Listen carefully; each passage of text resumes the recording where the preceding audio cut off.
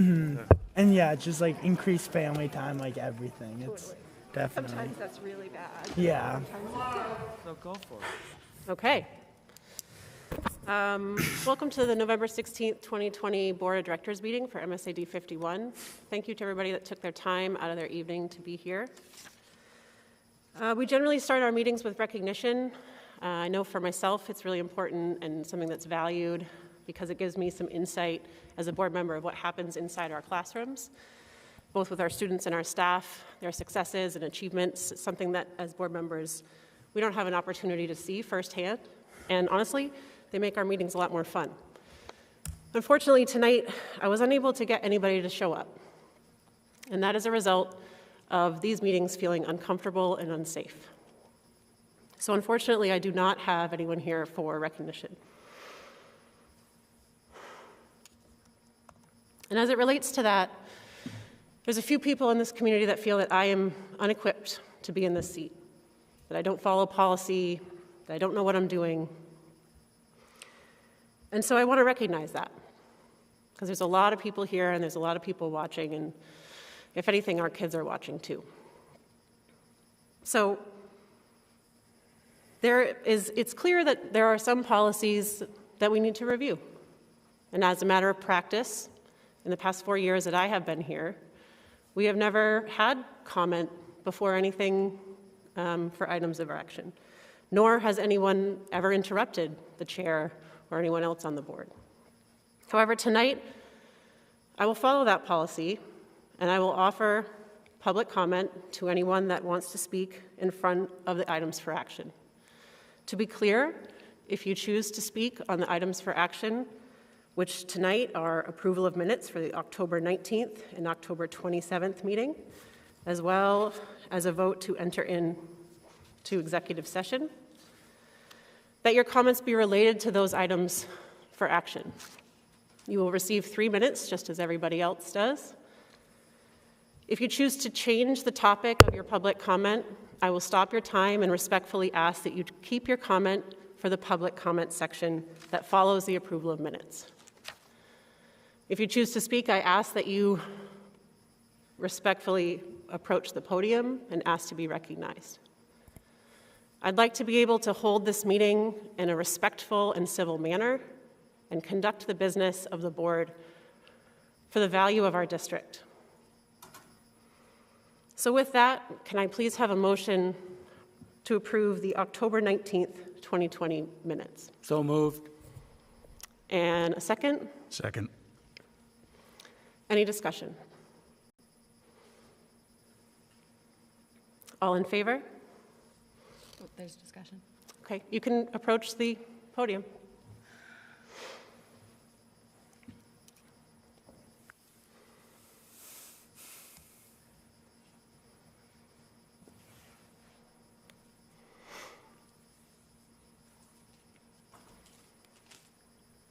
Sean McBride, Cumberland. Madam Chairperson, I appreciate you following the policy as set forth. However, what should really happen is you should allow for public comment prior to the vote. That's the point of the policy. I'd also like to request that the minutes be updated for the 10/19/20 school board meeting to include that Superintendent Jeff Porter illegally withheld my First Amendment rights to free speech, redress of grievances, and peaceful protest by having me removed from campus on 10/19/20 with no reason given. Furthermore, Cumberland Police Chief Charles Rumsey, who is here tonight, stated that no laws were broken by me. I'd also like to ensure that every comment made by the board on that night is placed in the meeting minutes, including the slanderous remarks made by Kate Perrin regarding stalking. I'm not sure who does the minutes. Superintendent Jeff Porter is listed on the MSAD 51 website as the secretary, which would be a huge conflict of interest. I'm not sure if it's Margot Harrington, but generally speaking, the minutes are limited in detail, and sometimes this summer were not provided to the community for 2.5 months after the meeting. It's almost like the school board and MSAD 51 administration don't want the citizens of Cumberland and North Yarmouth to know where their tax revenues are going. 70% of Cumberland tax revenue, or your bill, goes to MSAD 51, with only oversight being this school board. Thank you. Is there anyone else that would like to speak on the minutes? Great. So we will redo the vote. All approved or all in favor? Thank you. Moving on to the October 27th, 2020. Do I have a motion? So moved. Thank you. And a second? Second. Any discussion? Okay. Would anyone like to speak on those minutes? All in favor? Thank you. So we will now move into our public comment, which are for items that are not on the agenda. Once again, I ask that you respectfully speak. You do not personally attack people, and that everyone gets 3 minutes.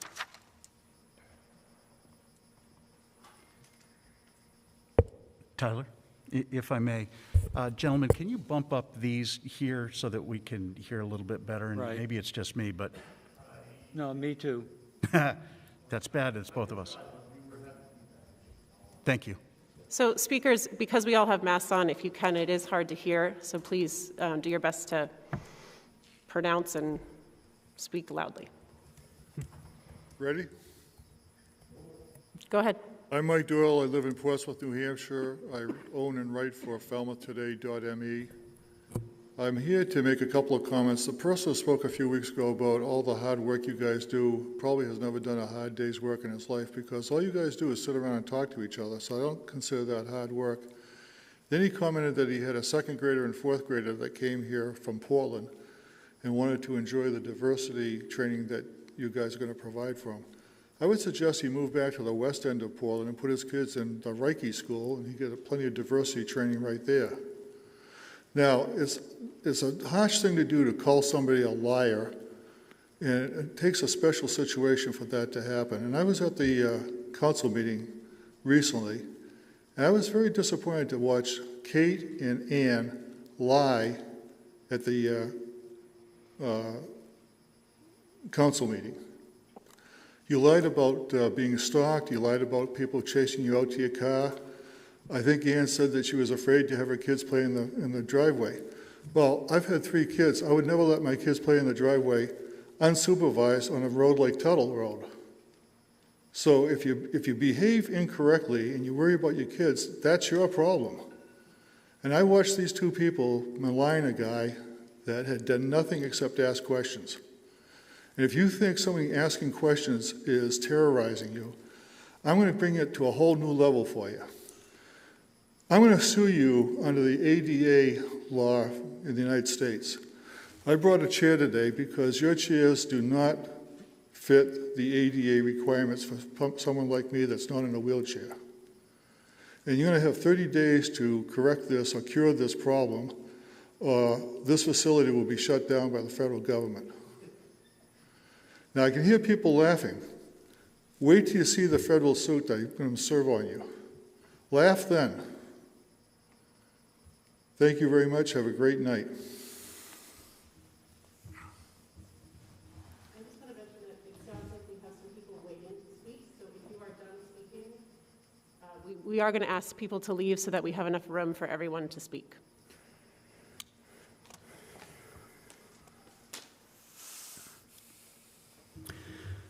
Sean McBride, Cumberland. Superintendent Jeff Porter and several members of the school board, Chair Tyler McGinley, Ann Maximowicz, Kate Perrin, Margot Harrington, and Mike Williams, have all illegally retaliated against me several times, something I'm protected by the First Amendment of the Constitution of the United States and the Supreme Court. All for pointing out facts to the community and asking for transparency.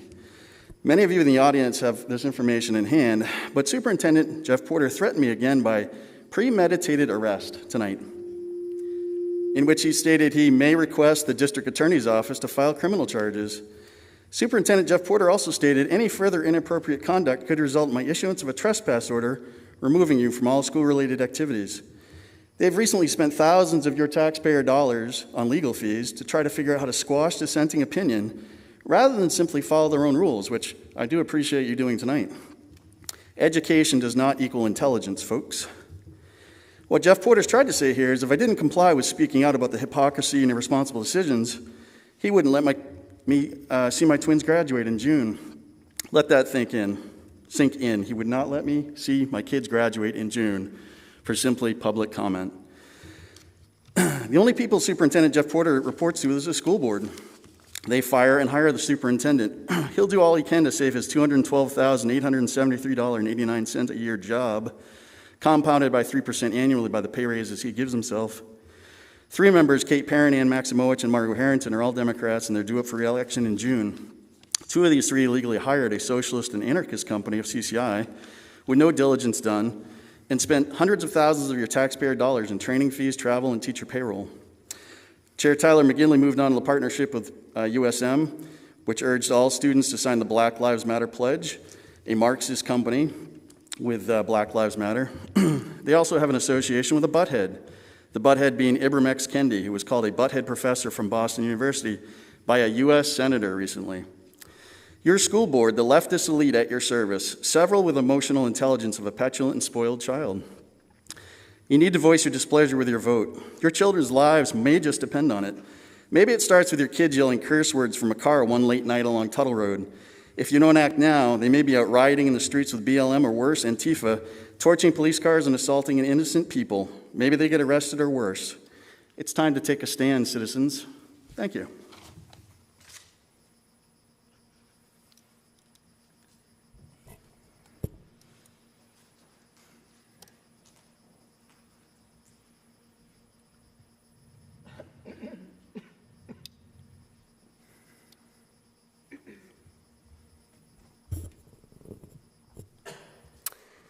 Good evening. My name is Mandy Levine, and I'm a resident of Cumberland and the mother of 2 children in the elementary and middle schools.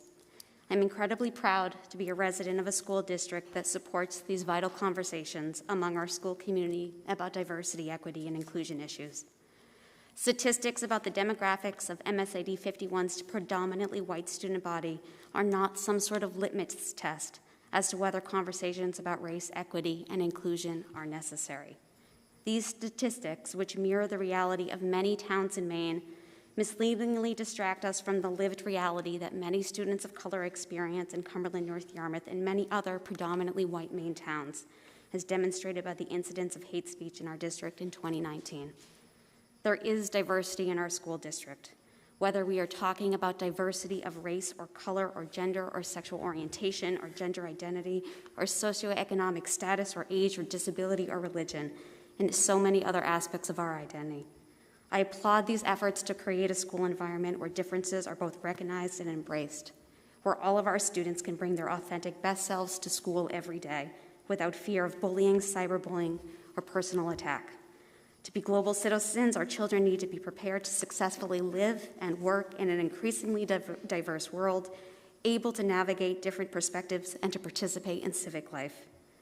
Creating an equitable school environment means understanding both the unique advantages and disadvantages faced by students in our district and striving to ensure that every child is provided an equal opportunity for success. On a personal note, I've devoted my professional career to diversity, equity, and inclusion-related work, and I applaud our district for undertaking this essential work. I'm also the mother of 2 young Jewish children who are very aware of their differences from most of their peers, whom I've already had to start educating about anti-Semitism that is rampant in today's society, and that thankfully they have not experienced yet personally in school. Thank you for supporting a school environment where my children feel safe and included every day. Thank you, Superintendent Porter, the school board, and the Equity Leadership Steering Committee for supporting this urgent, vital work. Thank you so much.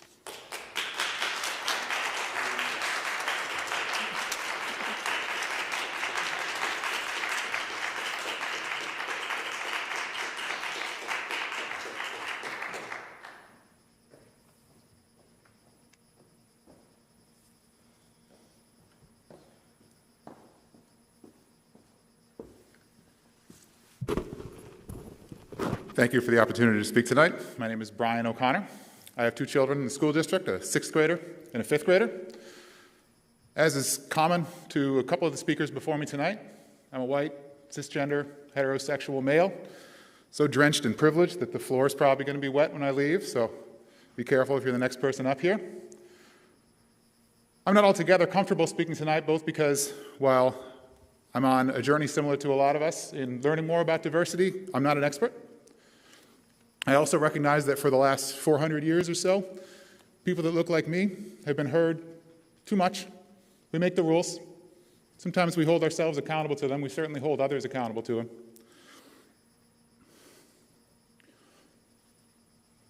That said, I might have to go to my notes. Privilege is power. And when people like me sit quietly on the sidelines, it typically serves to perpetuate inequities and oppression and exclude voices that don't typically be heard. The voices of women, the voices of people of color, the voices of the LGBT community. My children, especially my son, will walk through life armed with privilege similar to mine. But their world will be a more diverse one. If their education is like mine, conveniently ignoring the racism and oppression prevalent throughout our history and entrenched in so many of our country's institutions, criminal justice, housing, banking, you name one, it's there. Just to keep white people comfortable, they'll grow up less informed, less empathetic, and less prepared for the world they'll know as adults. Whether or not my children benefit, though, is beside the point. Whether you hear my voice is largely irrelevant. I stand before you tonight to thank the school board, superintendent, and the administration for your bold leadership on diversity, equity, and inclusion issues, and to urge you to continue to use your power and your privilege to lift up the voices of families of color, of families of LGBT students, and other people who are not often heard. I'd like to cede the floor to someone else. Thank you.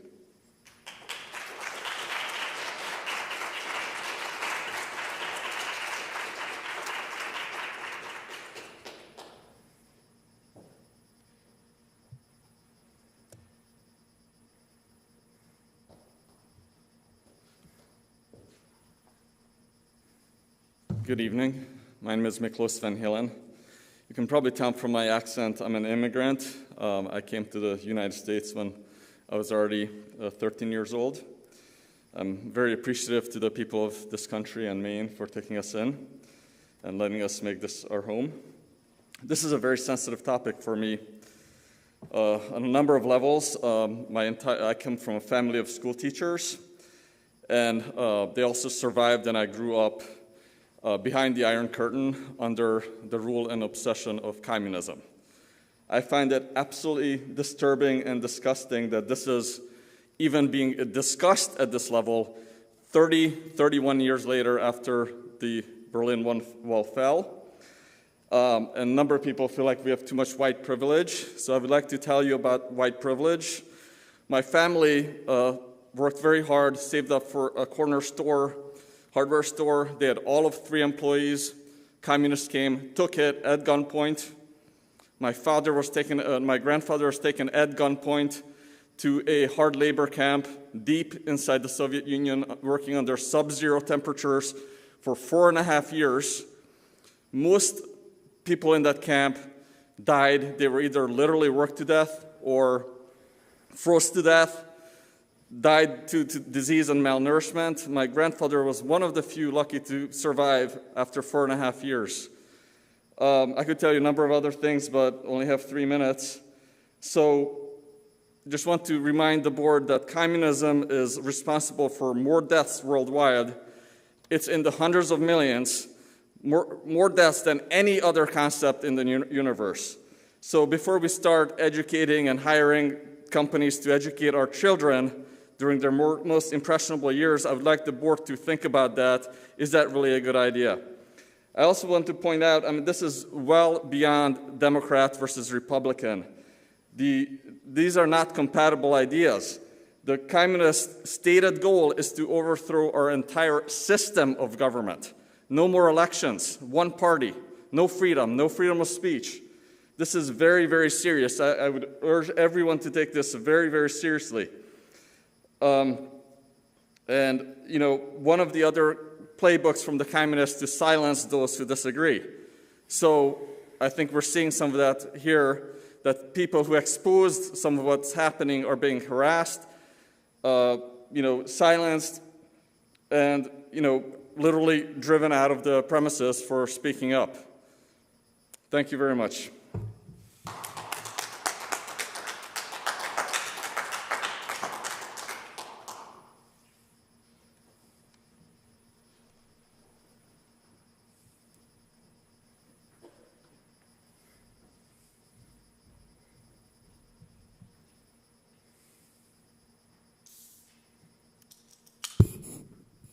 Good evening. My name is Shauna Mueller. I'm a parent of a third grader and a fourth grader in the district, and I will keep this very nice and short. The board has already heard me before speak about how grateful I am to the work that they have undertaken and the district has undertaken in equity. I am here tonight to express my gratitude for all of the board members and the superintendent for doing the hard work that it is to be an elected local official and a superintendent. I know it is not easy, and I just am really grateful for that. I know that the last number of months have been really trying for you in particular, and I know that you're all trying to do the very best you can. So thank you for that. Have a good evening.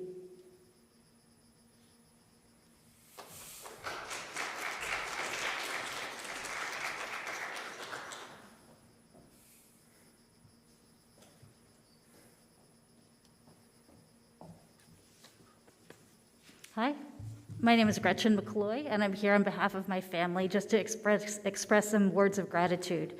In a big picture, gratitude, I would like to say gratitude to all the teachers, administrators, everyone working tirelessly behind the scenes, especially this year, to educate our children. We appreciate how many long hours all of our staff are putting in to help make sure that our children are educated. And I'm so very grateful for all of that hard work. To those who've been able to speak here at the meetings and speak at the town council meetings, and to all those who are at home juggling childcare and nights at home with our children, we thank everyone who's speaking up and being part of these tough conversations. I'm an educator in another school district, and I absolutely understand and recognize how important the work around equity, diversity, and inclusion really is for our young people. And I thank you and I appreciate you for taking up these difficult conversations, things that need to be happening in every community across our state. And especially to the elected members of the school board, thank you to each and every one of you on the stage. We see you, we thank you, we're grateful for each and every one of you. We know that there's a lot of long hours, late nights, lots of meetings, time away from your own families, and we are very grateful for all of you. We hope that as a community we can work together to allow you to do the work that you want to do for our schools and the work that we have elected you to try to do for our community. Thank you.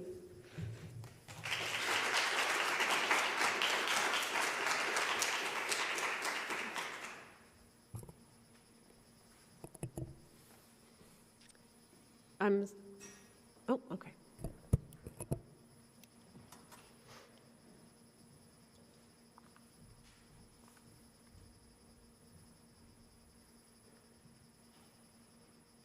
Good evening. I am Hannah Berry. I am a parent of 4. 3 are in the district at this time, and I'm well aware enough to know when I am the black sheep, and apparently tonight I didn't get the memo about what the topic was for the conversation. I'm actually here to give my public comment about so far the response to the coronavirus pandemic and the way that we're educating our kids, which I guess I'm just super focused on right now, probably because I have, a lot of outnumbered people in my house. But I have kids at all 3 grade levels, elementary, middle, and high school.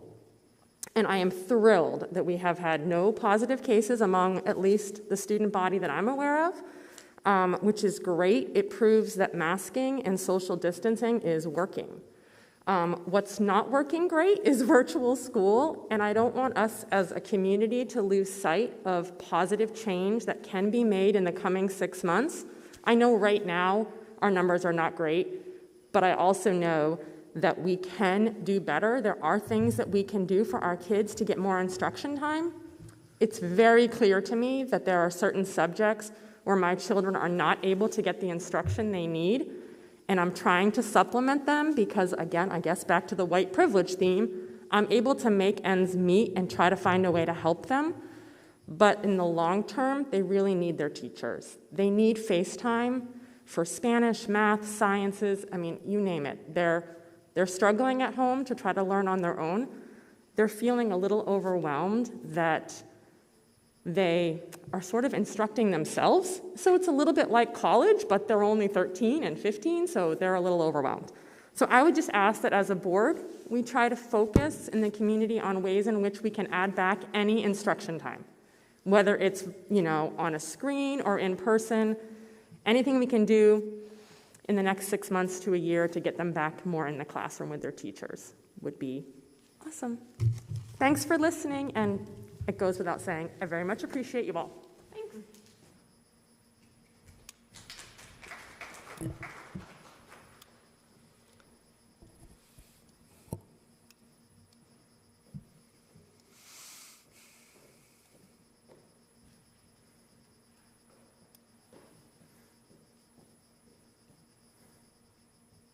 Hello, I'm Jennifer Mancini. I live in North Yarmouth. I have 2 kids in the district, and I want to voice my support for the school board. I love the fact that so many of you volunteer your precious time away from your family and try to do so much hard work and juggling so many different priorities right now. And I want to advocate for respect for volunteers that serve our community, and I think that you deserve to be spoken to respectfully and understand that you can't make magic and make everything perfect, and I really want to thank you for your time. And I also want to thank you for your dedication to the very sensitive topic of diversity and inclusion and equity. There are some uncomfortable truths about American history and current American situation. For example, genocide, slavery, Jim Crow, redlining, racial profiling. It goes on, and unfortunately, this is a part of the American experience, and I don't want my kids shielded from that because I don't want them to perpetuate it. And I know it took a lot of courage for you to face this subject and make it a part of the curriculum, but honestly, I'm so glad because I wouldn't want my kids to think that this is, their privileged life is how it is for everybody. It's hard enough, to see beyond their really comfortable community to understand these complicated issues. So I want to say that thank you for your courage and your dedication, and thank you for your precious time.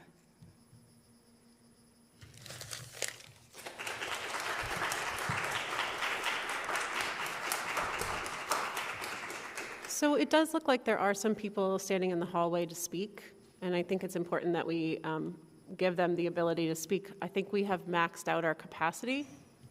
So if anyone is comfortable leaving, we appreciate your comments and also appreciate you giving space for others to speak. Thank you.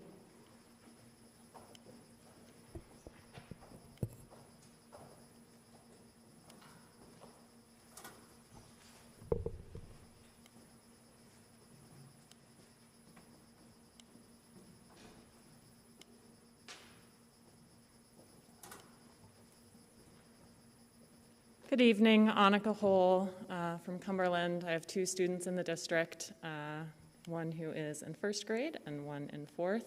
And I spoke with you all not that long ago, but I'm back again and will also try to keep it brief this evening to express my appreciation and gratitude for the work that you all do as elected officials and for our schools as staff and administrators.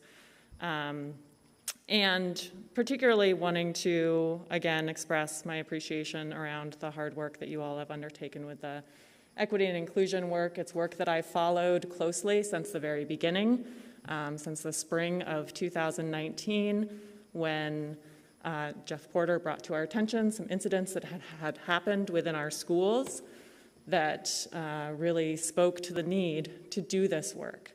And so it's been kind of a long road already, back to the spring of 2019, and looking at all of the communications that came out of that, both to inform the public of those initial incidents and to invite us into a process starting back in May of 2019 to be part of the conversation around this work through having the opportunity to participate in a workshop in the fall of that year, an update from the chair from the school board in the fall of 2019, various other updates and avenues of communication that have happened since then, which I've greatly appreciated you bringing us into that process and providing that opportunity. And I just have found it so incredibly disheartening over the past couple months to watch what has been happening and the efforts, I think, to distort this work, frankly. I think that as a community, we need to get on the same page when we're talking about diversity, equity, and inclusion, because there are so many things that I've been hearing recently that just don't fit, I think, with really what the district is trying to accomplish and are steering us in a direction that is not actually the path that we were on. So I'm really hopeful that we can get back on track. I appreciate all of the efforts that you all are making to do that, and I really look forward to continuing that with this community. So thank you all.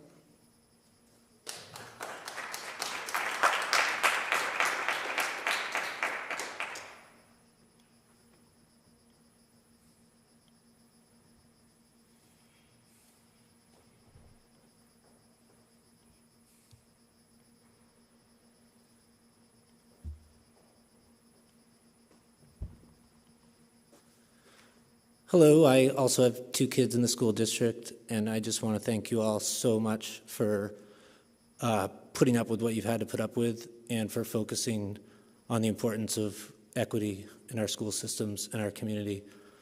We can't thank you enough, and the vast majority of the district supports your work. So thank you so much.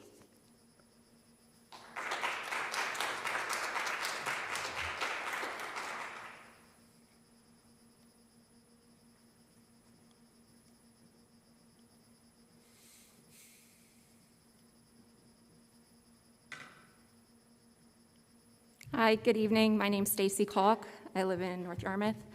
I have a 4th grader in the school. It's been in the school since kindergarten, and I just want to start by saying thank you to the board, to Jeff, and to the administration. This has been a challenging year for everyone, and I'm really proud to be a member of this community. I think with all the challenges we've faced, you have all pulled together, and I've been really happy with what's been happening in our school system. And how great the teachers have pulled together both in the spring and the fall, and I just want to say thank you. A lot of that's from your leadership. On that same note, I want to say thank you for your leadership in the equity work. I've been following it closely since the beginning. I received some emails quite a couple of years ago that came out of the racist incidents that happened in the district. Attended the meetings that were open to the public, have been following the work closely, and I want to say thank you very, very much. This is vital, important work in our community. And regardless of what it stemmed from, which the racist incidents obviously made it necessary, but had they not happened, I still think this is vital, important work that needs to happen. And I just want to thank you for your leadership in that. Thank you.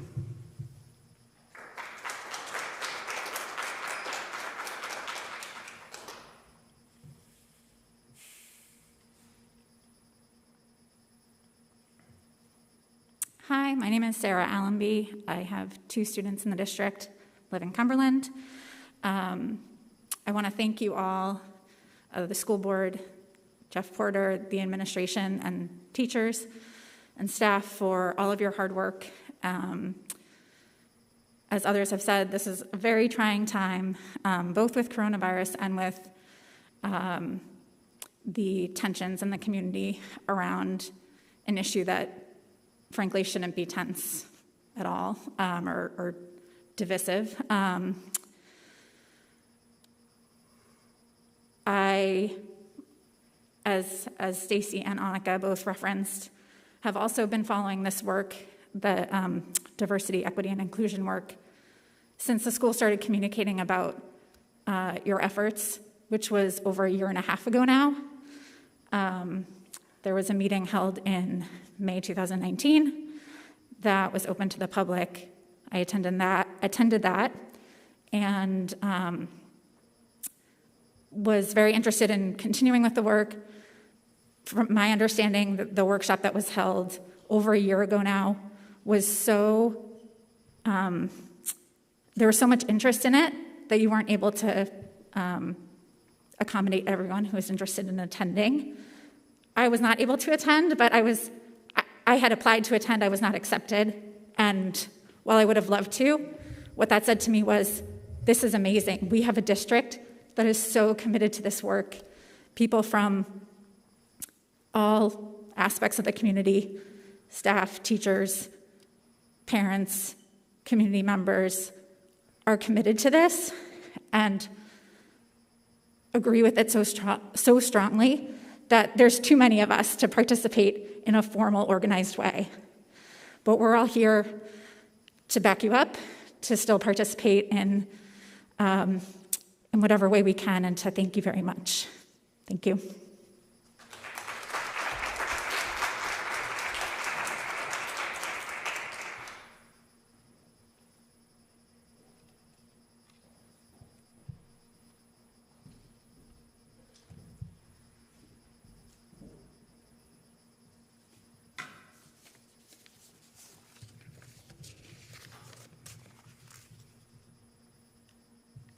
Good evening. My name is Kathy Carlson, and I am the parent of Sarah Carlson, a junior who is highly invested in the music program here at Greeley. Thank you so much for allowing me to address you this evening. I am here on behalf of her and a group of concerned music parents to advocate for the music students and educators to help keep music alive in our schools during this pandemic. In tonight's meeting, Sarah Bailey will be presenting a report on behalf of her district music colleagues of how the main COVID safety guidelines are greatly affecting the delivery of our music curriculum because they are not in alignment with the national standards or our peer states. I will defer the science and the facts to her presentation. My hope is that you will listen with an open mind to better understand how these strict guidelines are impacting our music programs within our district and across the state, and be responsive to what you hear. Please know everything presented tonight puts safety in the forefront. We are not promoting any changes which would jeopardize the safety of our students or community. We recognize this must remain the top priority in this time of COVID, and we greatly thank you for all your efforts so far. Engage, empower, inspire. These words surround everything we value as a district. As a board, mental health and developing healthy, well-rounded students has been a priority in your strategic plan. Music education is at the heart of this balance. It not only engages, empowers, and inspires, but also offers meaningful expression and connection our students are longing for. If Louis Armstrong's words, "Music is life itself," embodies any truth, then now, in this environment of increased stress and anxiety, it is critical that our students have some access to this healing and supportive outlet. Studies not only show the tremendous health benefits of playing music, they also highlight the vital benefits to their social and emotional learning. In my daughter's words, we need music to thrive. Our music teachers continually think outside the box to keep their students engaged, but these requirements are taking a toll on everyone. With winter upon us, these rules will be even more devastating. Already, we are losing talented musicians and prospective students at both the middle and the high school. With no inside singing, the root of music instruction, we risk losing even our youngest learners before they even get started. The ripple effect is real. Maine's stricter guidelines are slowly eroding the core of our programs that have been recognized at all levels. If we are not careful and this trend continues, the future of our music programs here and across the state will be in peril. Excuse me, your 3 minutes has come. I apologize, but I do have to stay consistent with everyone. Thank you.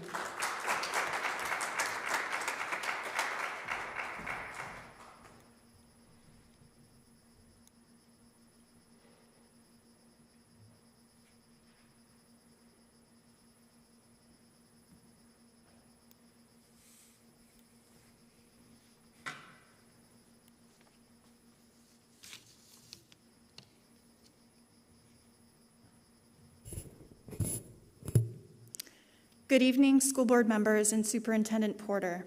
Thank you for hearing the statements of us concerned music parents tonight, in addition to being willing to listen to the perspectives of the caring music teachers who work with our children.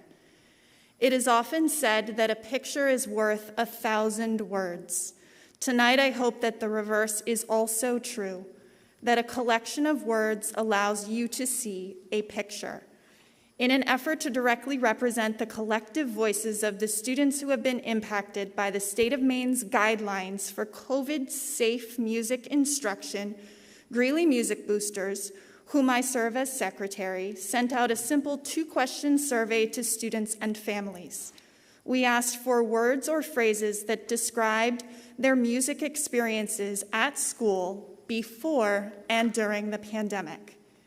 In your digital packet, you will find a link to slides of word clouds generated from the responses to this survey. For those new to this term, word cloud software creates a graphic where the most prominent words used in a collection of text are sized the biggest. It shouldn't be surprising that the biggest words, those used most commonly in describing music students' experiences, show a change from fun to difficult. We know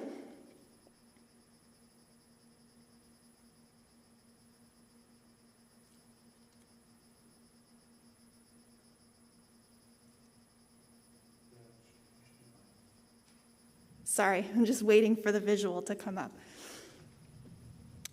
We know that most curricular areas are experiencing difficult circumstances right now in pandemic times.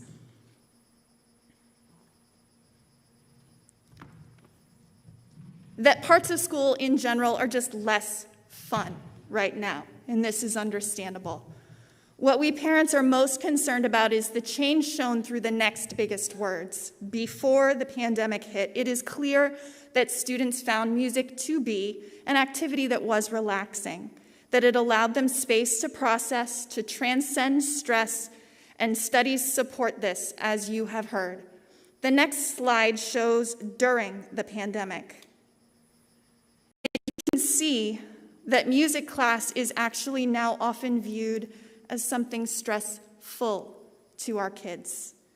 We are very concerned that a vital coping tool has been removed from our children's lives with how music classes have been utterly silenced. If there was ever a time to provide children with a safe place to become better life learners, equipped to face challenges with perseverance, to find moments of collective joy in the world chaos that swirls about them, we feel that now is that time. Excuse me, your 3 minutes has come up. Thank you. Thank you.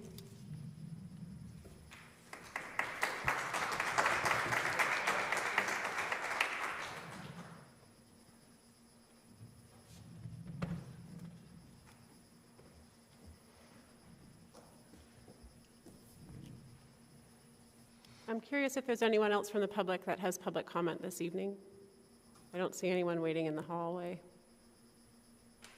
Okay. Thank you to everyone that made the time to speak this evening.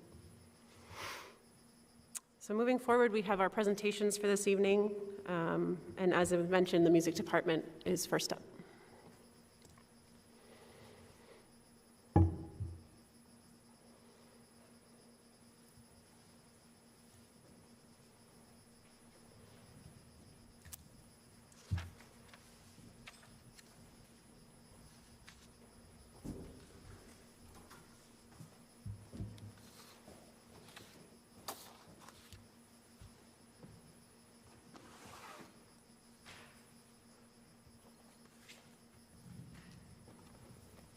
How are we doing, Andy?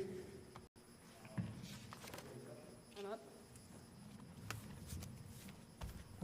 I'm not seeing it. There we go. Good evening, everybody. My name is Sarah Bailey. I'm the choral director here at the high school, and I'm here tonight presenting on behalf of my colleagues. What I have to say tonight very much is a collaboration of all of the music staff, grades K to 12 in the district. Thank you so much, Jeff, for allowing us to come speak to the board tonight, and a huge thank you to our board members for your tireless work on our behalf. We appreciate you. Also, just a shout out to our building administration, who have been tirelessly supportive of our efforts during a very difficult time. So we're here tonight to share information and to ask for your help.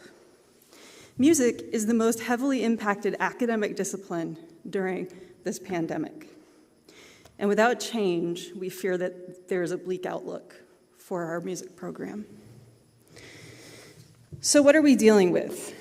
These are the recommendations that come from the Maine DOE, and the Maine DOE is, of course, under the governance of the CDC and the Department of Health and Human Services. Currently, singing and playing is restricted to outside only. It's a little chilly out.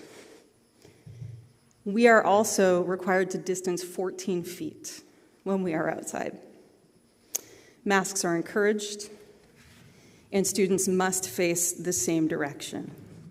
I do want to point out that these are only recommendations from the DOE, and that there is room for local decisions regarding these recommendations. These are among the most restrictive guidelines in the nation, and we are the most restrictive state in the Northeast. We'd like to provide evidence tonight that we hope proves that it might be safe to now change these guidelines. So I want to share with you some examples of how we're adapting and what music looks like right now in our district. This is my high school chorus, one of the cohorts rehearsing outside. They are 14 feet apart in 2 rows. And in a situation like this, we have unprecedented acoustical challenges. They cannot hear each other. It's essentially playing and singing in isolation when they are distanced this far apart. In addition to that, we're dealing with things like moving major pieces of equipment outside for every rehearsal. I don't know if you can see it in the bottom left, but that's my piano, which I move out along with an amp and other things. Here's a picture of Kevin's students, upper left, moving their rhythm section equipment out, which they do for every rehearsal, on a cart that Kevin, on his own time, built so that they could do that. Middle school chorus is in the lower right. They are inside on the day that this picture was taken because it was too cold or too windy or too rainy to be out, and so they can't sing. These are chorus kids who are practicing their rhythms. They're rapping their rhythms. Next picture is on top. It's a little bit dark, but this is our middle school band, distanced outside, trying to have a rehearsal at those distances. I think that's Mrs. Cummings right in the middle there. And then just an example of an adaptation that we have been using. Lower right, you see our high school madrigals who did some virtual choir collaborations last spring. They also did one this fall. You might have seen our Rennie's ad on TV, which seems fun. It's really fun for the community to see the kids on TV, but they will tell you that it's not ensemble. It's not fun. They are alone in their bedrooms, singing by themselves. They're not with their friends, and they're isolated. So while it's a great product, it's not a great experience. Outside temperatures, winter temperatures, are going to end these rehearsals very shortly. Today, we could stand it for about 15 minutes before we moved inside. So our ensembles are going to go silent. Very, very difficult conditions. So how does this compare to other disciplines? I made the assertion that we are the most heavily impacted. Well, the discipline that is most closely related to what we do is physical education. So again, I'm going to show you some guidelines for phys ed coming from the same state agencies. So phys ed creates approximately similar rates of aerosol production based on the activities that they are engaging in. However, phys ed is allowed to engage in class activities inside or outside with masks on at 6-foot distancing. If they're outside at 14 feet, they can take their masks off. And there are no restrictions on which direction students are facing. So there's a clear and obvious inequity between these two disciplines, which are governed by the same state agencies. It really doesn't make sense. Another comparison, how do the Maine guidelines compare to national guidelines? So I have a graph for you. And represented here, you'll see several national agencies. So across the bottom, you'll see National CDC, the National Federation of State High School Associations, the National Association for Music Education, and then a state agency, the Maine Music Educators Association. The vertical represents the distancing that they recommend. All 4 of these agencies recommend 6-foot distancing, and blue means that they say inside is safe. To the far right, of course, is Maine with its 14-foot distancing and its outside-only restriction. Another comparison, how does the state of Maine compare to our peer states? So in this graph, you'll see data from every Northeast state except Rhode Island. I didn't get any responses from Rhode Island peers. Connecticut and New York do recommend 12 feet, so their distancing is pretty restrictive. However, they're doing it inside. Massachusetts gets its own color because recently they changed their guidance to be that wind instruments, band, can come inside and be distanced 10 feet. However, their singers are still out in the cold at 10 feet. I don't know why, but that's what's happening there. New Hampshire actually has purposely vague language in their state documents because they really want it to be a local decision. So you'll see a spectrum in New Hampshire if you did a sampling of school districts, but it is the least restrictive is 6 feet indoors. And then, of course, we have Vermont, which is red like us. So they have to be outside, but they have 6-foot distancing. And speaking to colleagues in Vermont, their singers can hear each other.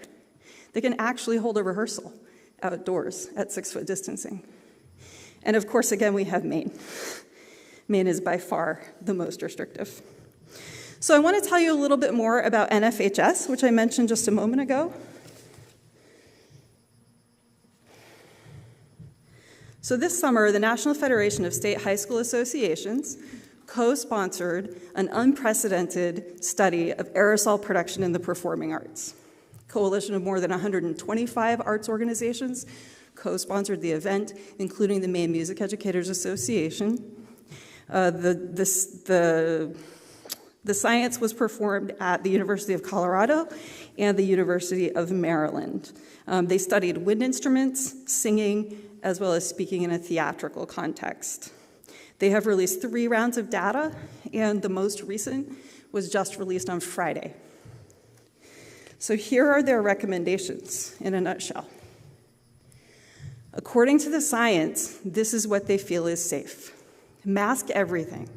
Put masks on your students, put masks on your teachers, put masks or bell covers on your instruments. It's important that you have 2 layers or more of dense fabric on your instruments and that your masks fit well. It's important that you are distancing 6 feet with your masks on. They also talk about timing. So, if you are indoors, you should rehearse for no more than 30 minutes. And then you should allow your air filtration system to clean the room out, and then you can reuse that space after you've done a full air exchange. Of course, proper hygiene is important, and airflow and filtration is important, but we know that the district has already increased the air filtration and the airflow in all of our spaces. So we're already on track to meet these requirements. So let's look at some of the data, because it's pretty compelling. What you see here, sorry, it's a little hidden on the bottom. What you see here are brass instruments, and the tall graphs, it's hard to see, they should be gray bars. The tall bars are showing the aerosol production of an instrument that is unmasked, just playing an instrument normally. Next to it, to the right, you will see small orange bars. This is the effect when we put a bell cover on an instrument. It mitigates it so much that it becomes almost negligible. This next one shows 5 woodwind instruments. Notice even the oboe, which is the fourth one over, has really high aerosol production, but as soon as you mask that instrument, it's tiny. It's mitigated to almost negligible. Singers, in the middle, we see soprano aerosol production. Speaking as a soprano, there might be a joke in there. But as soon as you mask her, look at the orange bar. It's almost nothing once that mask is on. Speaking of masking, I am wearing to demonstrate tonight a singer's mask, and this is something that we have provided to all of our high school singers. So you can see that it has a little more space in the front. It's got some structure here to hold it away from my face, and that means when I take deep breaths in, I'm not getting a mouthful of mask. And it also gives me a little more vertical space, but it's tight around my face, and it's safe. It has been approved by our health team. So I think this data is extremely compelling. I hope you do too. So what's been happening locally? I do want to speak to the work of our local agency. So the Maine Music Educators Association Executive Committee has been working absolutely tirelessly since July. They have been looking at the research, looking at the data, and early this month they released their guidance for music education. This guidance was unanimously approved by the Sports Medicine Committee of the Maine Principals Association on October 22nd. You can see in the graphic on the right, very similar guidance. So they are basing their guidance on the data, and so it looks a lot like NFHS, except we have fresh Maine air, which not everybody has.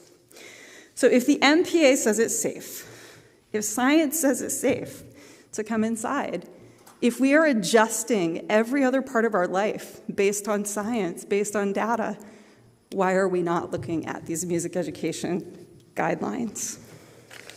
Here's what it's doing to our program. In our general music K-8 classes, this includes teachers. So teachers are not even able to demonstrate what good singing sounds like. And singers are not, or students are not able to participate in singing at all. And what we're hearing from our primary teachers at the most fundamental ages is that when students submit distance learning assignments, they can't even produce a singing tone. They don't know what it sounds like. They don't know how to do it because they're not receiving that education. It's really critical. There's no recorder. I know that those of you who have heard your students play recorder, it might not be your favorite thing, but it is the foundation of our very successful band program. So we take away recorders from our students, and they're not going to make an easy transition to whatever that next instrument is. Elementary ensembles, third grade chorus is gone. That's the picture you see, by the way, gone. Grade 4-5 chorus, online only. Bethany's doing her absolute best to teach 4-5 chorus. She has 60% fewer students than normal. Grade 5 band, online only. Sarah Cummings spends all day on Wednesday teaching in small group lessons students who have never even held or put together their instruments before. She's doing it through a screen, and she has half the students that she normally would. And by the way, 5th grade band is normally our largest group. 6-8. 6th grade band down 37%. Chorus 14%. 7-8 band down 24%. 7th chorus 38%. 8th grade chorus 10%. These are devastating numbers to our program. High school. The band is down 16%. and the chorus is down 17%.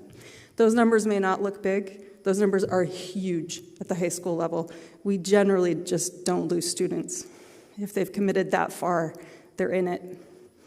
So it's a big deal. I gotta catch up on my notes. And I just want to point out that not only does it impact it this year, it's easy to say, oh, we're in a pandemic. Of course, everything is difficult. It'll be better next year. It won't be better next year. We're going to have to rebuild these programs instead of maintaining the robust programs, excuse me, that we have built. So the next thing I want to tell you, I think, is extremely compelling, in addition to the data. There are states where they have been implementing the NFHS guidelines all year so far, starting in August. And here's the result. We have not heard of a single outbreak as a result of safe indoor rehearsals. It hasn't happened. They're working. Dr. Mark Speed, who was the study co-chair, and he is the president of the College Band Directors National Association, says that he's happy to report that there have been 0 transmissions during music activity. That is in spite of students unknowingly coming to rehearsal infected, rehearsing indoors 6 feet apart with masks and good ventilation. It didn't spread. It's safe. So what are we asking you to do? We have a couple of asks tonight. First is, would you consider adding your voice to those who are requesting change at the state level? In the letter that I provided to you in preparation for tonight, you may have noticed a link to a letter that was written by the Freeport School Board. Freeport has set the precedent. They heard from their music educators early in the year, and they wrote a letter to these state agencies requesting that they review their guidelines. We would ask that if you find this data compelling and these anecdotal evidence compelling, that you might also add your voice. The second thing to consider is, I will say again, that these are guidelines. They are not recommendations. I'm sorry, they are not requirements. They are recommendations. So you do have the power to make a local decision, and I would just ask you to consider that that is a possibility. And I just want to close by saying, excuse me, that we know how terrible the timing is of this request. Believe me, we have our finger on the pulse of the coronavirus cases spiking in Maine. We know. We listen to Dr. Shaw. We know what's happening. But we're here. We're here in person for now. We hope that we can stay in person as long as possible. And the conditions that we're rehearsing under simply are not working. So thank you for listening, and we would encourage you to speak with us, speak with your music educators. We're happy to answer your questions and to work with you moving forward. Thank you so much.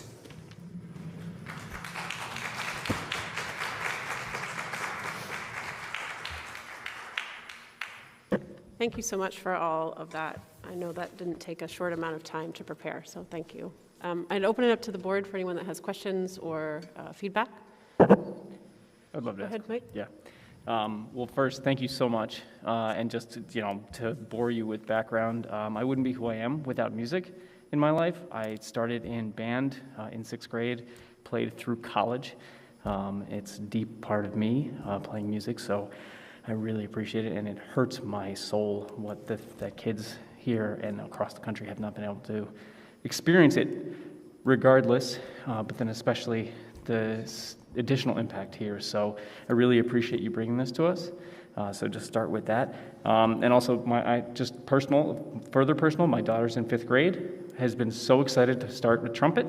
So we've been doing the online, and I think Ms. Cummings is doing a great job, but it's hard. My daughter's lucky. I've played trombone since I was 10 or whatever, so we have a little bit of back and forth.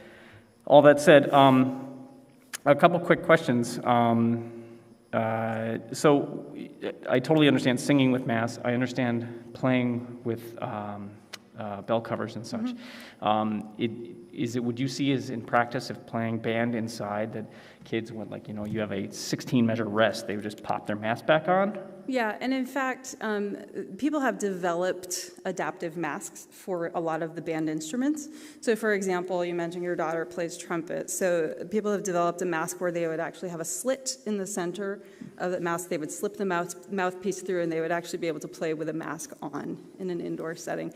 And different instruments have different needs, but yes, people have come up with adaptive masks. Great. My other question was, given that you mentioned at the end, this is a tough time to bring it up. COVID cases are brutal right now.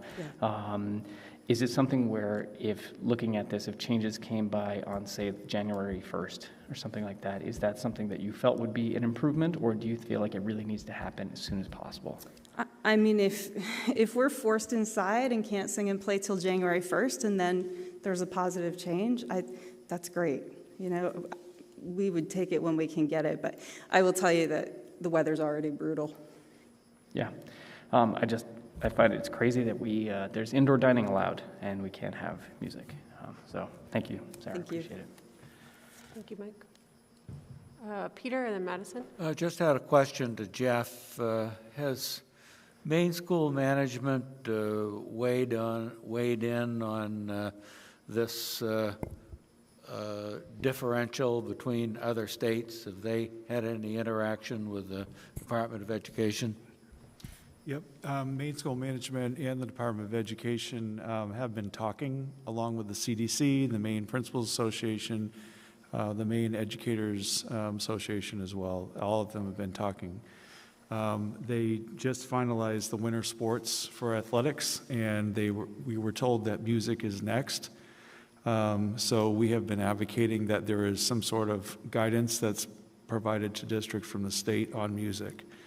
We are expecting those guidance. I'm in those weekly meetings with other superintendents, and we've been told that should be coming soon. I don't know when that will be. Well, Sarah, that may not be the whole thing, but hopefully with the statistics, they can read as well as we can, that hopefully they're going to make some decisions that will get you guys on track. Well, thanks, Jeff. That's good to know. Thank you, Peter. And I think the anecdotal evidence, which is brand new from Friday, will help with that process. I hope it will help. Madison? I just wanted to express appreciation on behalf of all band chorus students for you guys actually coming up here and explaining this, because I know that band has been seen and chorus have been seen as like a release from the hard day, because it's just so much fun to be around your friends. I just had one question. Do we have the space inside in the chorus rooms and the band room, including the middle school and elementary school? Do we actually have the space to maintain whether it is 14 or 6-foot indoor social distancing during the winter? That's a great question. At the high school, obviously, we have this space. The space has excellent air exchange and lots of room. Middle school might be a little more challenging, but you know what? We've been adapting and we'd figure it out, right, Mr. Thurston? I just wanted to thank you for your presentation. I also grew up playing music from middle school through college, and it is really sad to see this happening. It's just a part of a child's life, and it should be, and it just helps their education in so many ways, that musical foundation, how you can apply that to every other subject. And I definitely would be in support of, speaking with the board to take a local action to help improve your programming. Thank you so much. Thanks. Thank you. Kevin? Thank you. Thanks for putting the information together. I was lobbied aggressively by an 8th grader at the dinner table tonight that we listened very closely to what you had to say. I guess my question to the superintendent or Mr. Poulin would be, is it a recommendation that we could do something locally, or are we constrained within the state right now from doing our own thing? I think typically, I'll just answer, and Scott can talk about the health team response to all this, but we've really, as a county and as a state, we've followed the CDC guidelines that they have, and we haven't deviated from them. I know the superintendents in Cumberland County have been very active with our voice with Maine School Management, with the Department of Education to say this isn't working very well, and that we need new guidelines. Maine School Management is in our superintendent meetings every single week, a representative from there. And they're taking those conversations back to the Commissioner of Education, who also is an advocate of education in the musical arts and everywhere else at this point and knows the constraints. So I think what we're trying to do is use our voices as county superintendents to try to push the state to have guidelines that make sense for music education. We've been able to pull it off through the Maine Principals Association for Athletics. We should be able to pull it off for music education as well. So I have to say there's probably no district that I know of. They might deviate a little bit here and there, but for the most part, districts are following what the Maine CDC is saying that you need to do. We would prefer as a county, and we've been advocating that there needs to be a change in the guidelines from the state. I just feel, and not to reiterate what the rest of my colleagues have said, and as I watch the talent over here on the left, that this is critical, and there are a lot of folks that depend on this for everything. Mm-hmm. And I know that we're in challenging times to make the right case to the state. But I mean, we've got a district physician, we have so many folks that we could leverage to have science behind this approach, and I echo my colleagues, I think it's critical. Elias? So you mentioned the amazing resource that the GCA is just for keeping the 14 feet distance inside. Do you foresee the middle school and even elementary school being able to utilize this space when the high school band and chorus isn't in session, or is that kind of too risky to mix? Well, I mean, it is a district space. That's been clear from the beginning, but you bring up a good point about having students go into other buildings. I don't know. That would certainly be a decision that would involve our administration and our health team, but it's something we could look at, being able to share this space. Is there anyone else? I just want to say thank you for preparing that. That was super helpful. I've always been a little curious when sports get approved. What about music?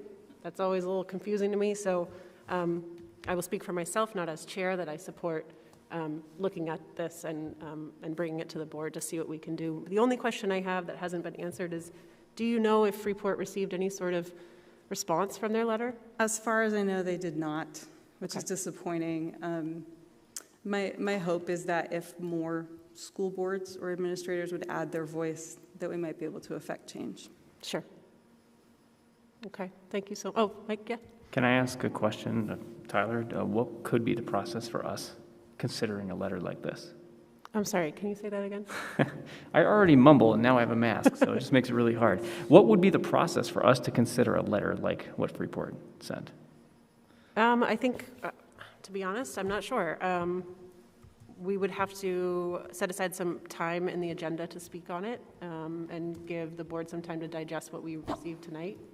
And I think we can follow back up on it in our next meeting, if not before. I would request that perhaps we could create an agenda item for that for our next meeting. Sure.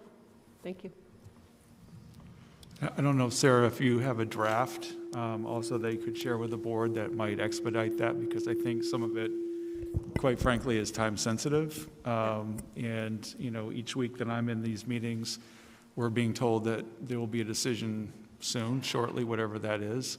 And I think to prod, you know, the board has a representative in Maine School Management, which represents the State School Boards Association. And Steve Bailey is the executive director. Obviously, you all have met Steve, so he would be the person to contact for advocating for a decision to be made soon. And they're at the table for that. So in the letter that I put in your packets, there is a link to the Freeport letter. And Kathy, who spoke earlier, actually spoke to a member of the Freeport School Board who said, please use it. Please, it's a great template, and they want people to use it and add their voice. Great. Thank you so much. Thank you. So next up, we have Jeff presenting Listening Forum's response plan. Yes.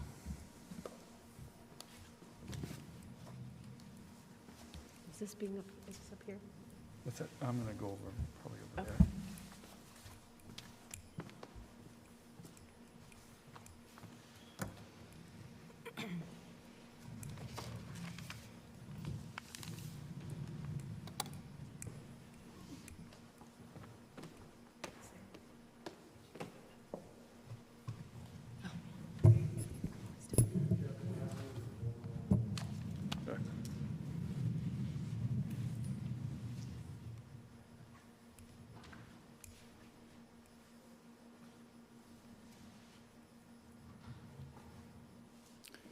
All right, tonight I'm just presenting on the forums, the listening forums that were held about a month ago. We had 4 forums, and we've put out communication on some major themes, but we also have now taken a look at, the leadership team has taken a look at the plan, the actual plan that we want to develop to be responsive to the forums that we heard about.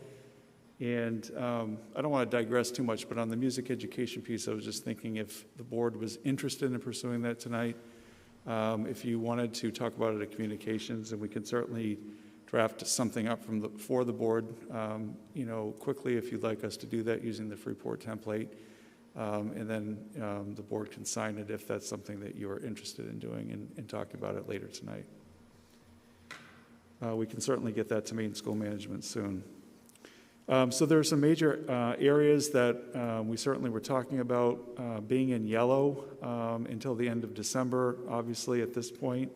And given that the state has not adjusted the guidelines from 3 to 6 feet of social distancing, which has kept us in yellow at this point, and I think for a variety of reasons with the conditions going on in the state right now, obviously it's going to be very difficult for us to be looking beyond yellow for the foreseeable future.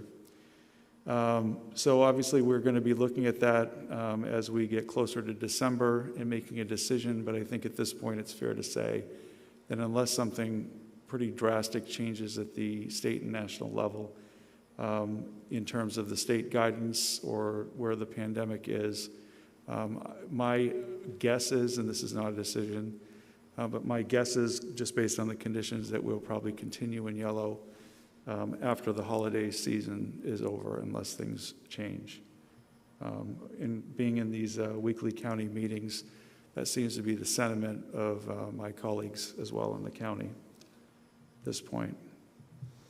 Number 2, one of the largest things that were coming up from, especially from parents of elementary students, is can we please open the playgrounds safely?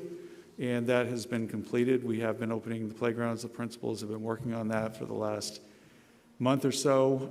And so right after these forums were over, actually, is when the playgrounds started to be reopened for kids to be able to use. So we're pleased with that one.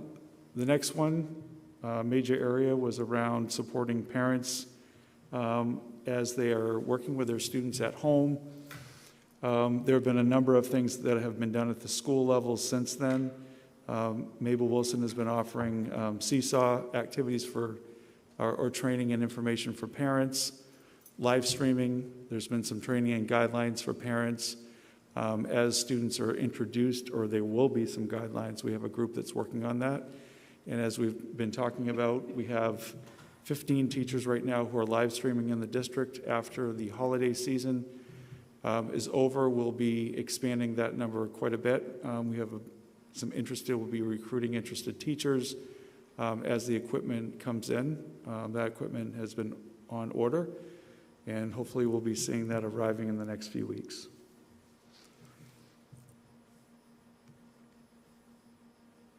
The next area is live streaming.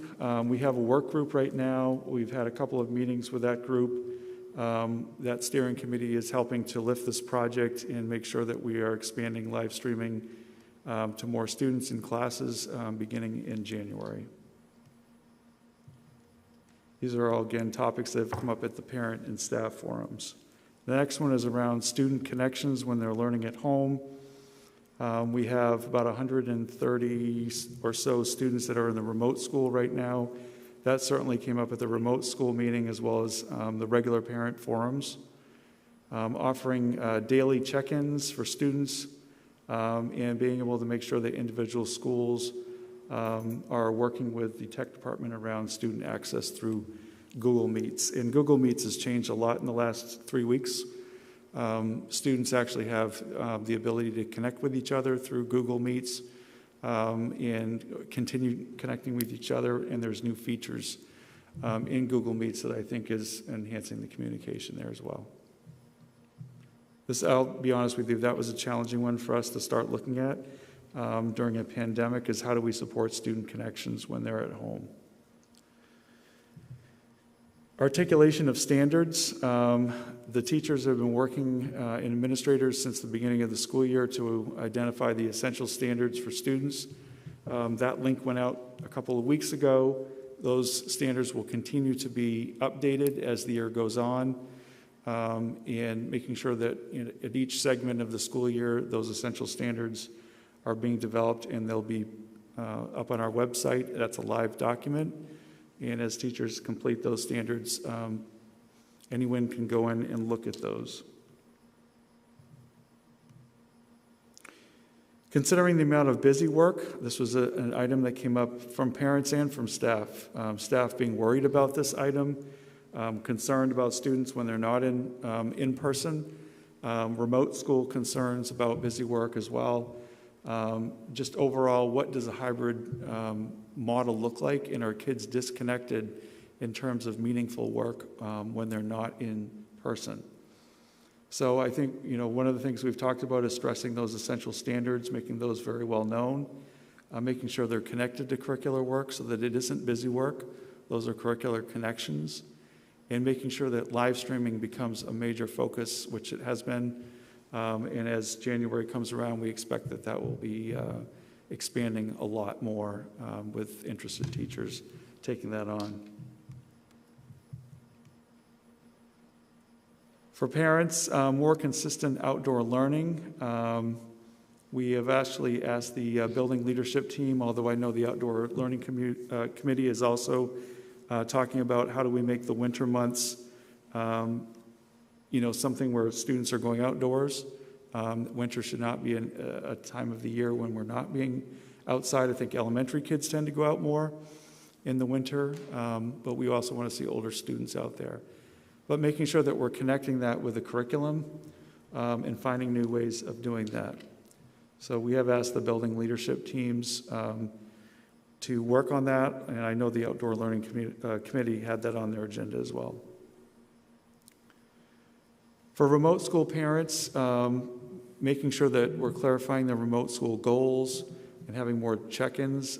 Since these forums took place, there have been parent meetings with the Director of Academic Services. We've also had our staffing more solidly in place for the remote school.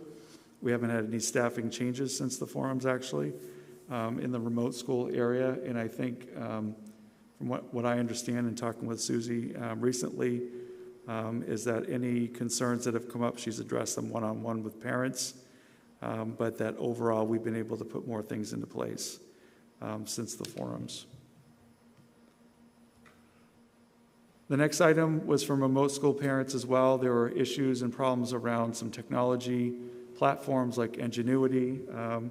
For the most part, those have been solved, and as they continue to come up, they will continue to be solved by the technology department. Student and staff workload. Both parents and staff talked about workload demands of students. Staff talked about workload demands on students and themselves. We have asked the school work-life balance group, which is a group of teachers. This is an area that we've asked them to look at, is the amount of stress among students and staff. This is also an area that individual teachers are looking at for students as well, and administrators. RTI support. One of the areas the leadership team talked about is how do we continue to provide support for students that need it. We have added extra staffing, especially at the high school level for students. In fact, we're just adding staffing last week again for students that need extra support. and are struggling academically. RTI is still a huge goal of our districts, but right now we're focusing on RTI Tier 3, which are the students that most need intervention. That's where we're spending a lot of our focus and time right now, and not RTI Tier 2 or 1. The next one was a lack of materials. This came from the remote school parent group. Susie Robbins did a great job distributing, along with some teachers in the remote school, materials that came in. They had been ordered. And so we had actually some nice feedback from parents about that. And then the last one is allowing families to change cohorts in the middle of the school year if we're still in yellow. And the leadership team discussed the merits of doing that, but had a lot of fairly significant concerns if we were to go ahead and make those changes. Child care, transportation, cohort sizes, staffing schedules, and we have a lot of staffing shortages that we're going to continue to monitor as we go into the winter. We have staff that are coming back after taking some leaves of absence, but at the same time, we know that there will be a lot of demands on our substitutes. We have 15 long-term substitutes, and how are we utilizing them, and how many absences are we going to be working through with staff, especially considering that we have been telling staff and students, please don't come to school if you have any of these symptoms. So we're anticipating more absences this winter than probably normal as well. So changing cohorts we think would be very challenging, especially for your parents of younger children, and trying to secure daycare. That was I know it was a huge feat, continues to be a huge feat for a lot of parents. And we have generally been saying we can't change cohorts at this point if we stay in yellow. So these are the larger areas. Doesn't mean that there were other things that we didn't hear. And I thank members of the board and the administration for being at a lot of these forums. We are considering doing another round of forums in the middle of the year, but we're also going to be giving you an update in January as to any progress. Some of these things we're going to keep working on, but I assume these will be the major issues that we'll be tackling throughout the school year this year in respect to the pandemic.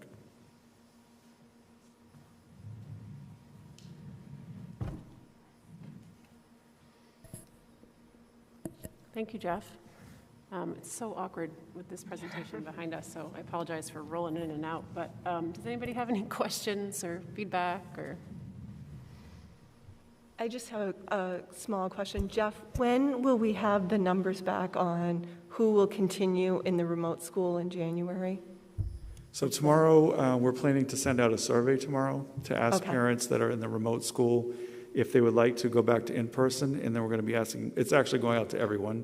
If somebody's in-person and they want their child to go to remote school, starting in January, if we're in yellow still, we're going to be asking for that feedback by I think November 30th.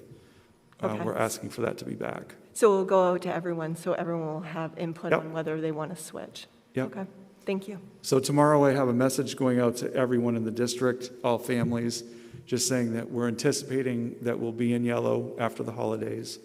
And in lieu of that, unless something changes between now and then, we're asking people to make that decision again and just kind of make it indefinitely until something changes. Will that give you enough time, knowing by the end of November on staffing and where our staffing will stand? I know that we have a concern on who's been out and how that will evolve. December is going to be a busy month for us. We're going to be looking at students that want to switch back and forth, looking at cohort sizes. The administrators talked about what date would make sense for them, and by the 30th of November, they really needed that information. That's why we're putting it out this early. But in terms of staffing, Scott is handling a lot of those return to work or not kinds of requests January on.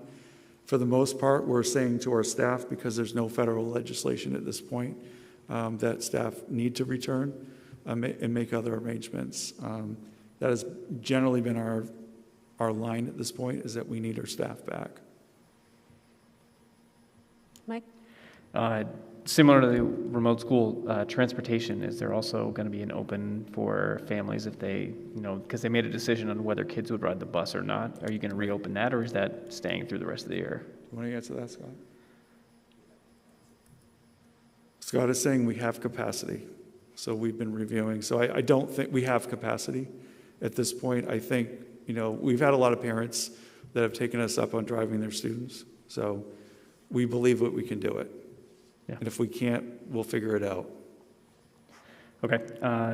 The other thing, just you mentioned, I think this is incredibly valuable, and so I appreciate that we held forums. And you mentioned more in the middle of the year. I would just strongly encourage that we follow through with that, and potentially sooner rather than later. I think it's really valuable, just the input and the processes that have come from this. So I appreciate that you've done all this work, and I just think it would be continually valuable. And especially just also wanted to note that I'm very interested to continue here and hear from the ad hoc committee on mental health, and to hear what comes of that, because it's something that's just been really concerning both staff and students, and how this is affecting everybody. Yeah, it's it really depends on the day, the week. I think there's certain weeks that I've noticed just anecdotally that it has been a lot weightier, especially when we have a COVID case that's active, and we have students, a group of students that are out, group of staff that are out. That tends to be the most stressful time for us. Thankfully, I'm not going to say it too loudly, but over the last couple of weeks, we've been able to bring back, most everyone that's been out in quarantine. So actually, as of today, I think we're all back in. I don't believe there's anyone being quarantined today. Does anybody else have any feedback or comments? Mike, you took all my questions, every single one. Oh, Elias. Well, yeah. As far as the cohort changes, I'm guessing in referencing the difficulty as far as contact tracing and all that, that's till the end of December, or is that for the rest of the year, that the cohorts wouldn't be changed? Right, we're expecting to keep our cohorts the same. Okay. Yeah, I think we're just anticipating a lot of issues if we try to switch the cohorts at this point. That makes sense. People are on a schedule. As I said, Mike, you got most of my questions. I do want to also just say that I will advocate and hope that we provide another round of these, because I think they're really helpful. And the ones that I attended, parents had a lot of great creative ideas, and it was really insightful to hear from our staff. And I also would be interested in hearing from the Work-Life Balance Committee and seeing how that works, because I think that that's a committee that can exist past this, and I think it would be great to support them in the best way we can. So thank you for all the work. Yep. You might as well stay there, because it's superintendent's report next. So the superintendent's report, there is a lot going on, believe it or not, even with the pandemic, in terms of a lot of great things that students are doing and staff are doing. Pandemics don't slow this district down, I can tell you that much. One thing I do want to just point out, and this is now live on our website, I want to thank Fran Prentice and Donna Green for really kind of being the brainchild of helping with this. But we now have on our website a link.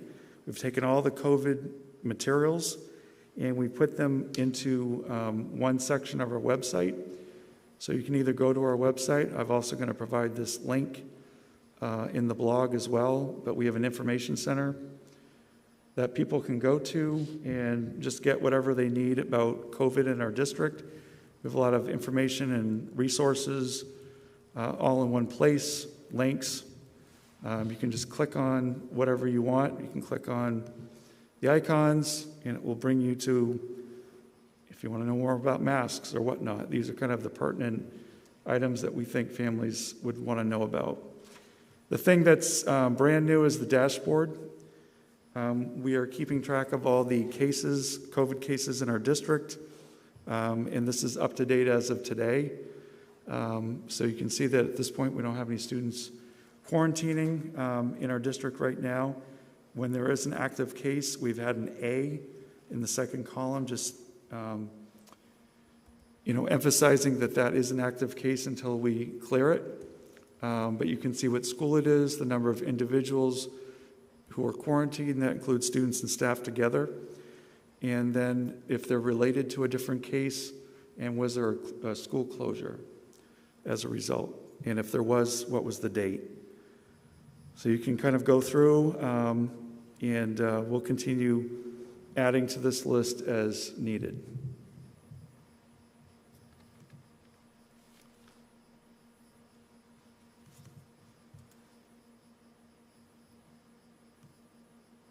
So Day of Caring, we have a Day of Caring that takes place at the middle school each year.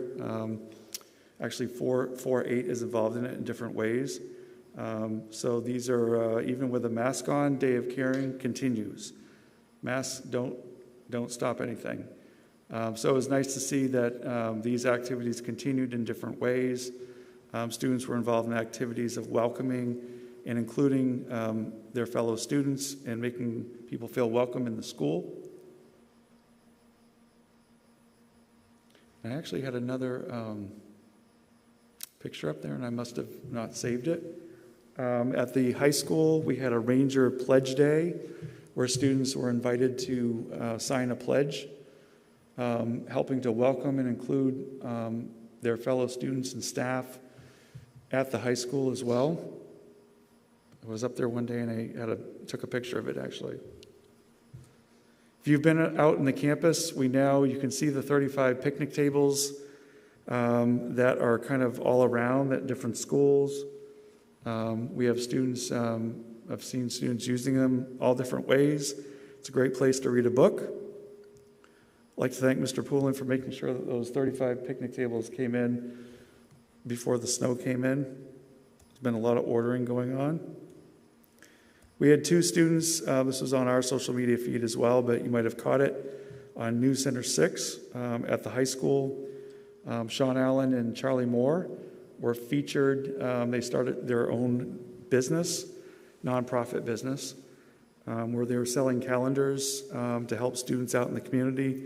I think it started off in one way with backpacks and filling with school supplies, and it's transitioned into making sure that every student in the district has access to winter weather clothing and school supplies as well as continuing.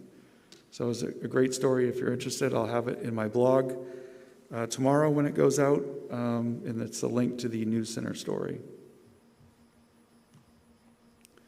Energy savings update. We had a major energy savings project that some of you might remember about 6 years ago that we had completed in the district, working with Siemens Industry, and we get periodic reports.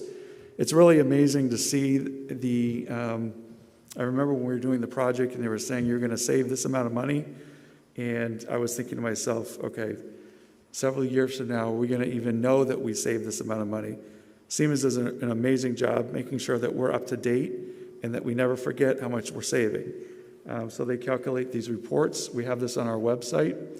You can go in and actually look at the entire report and see the amount of energy that's been saved over the last 6 years.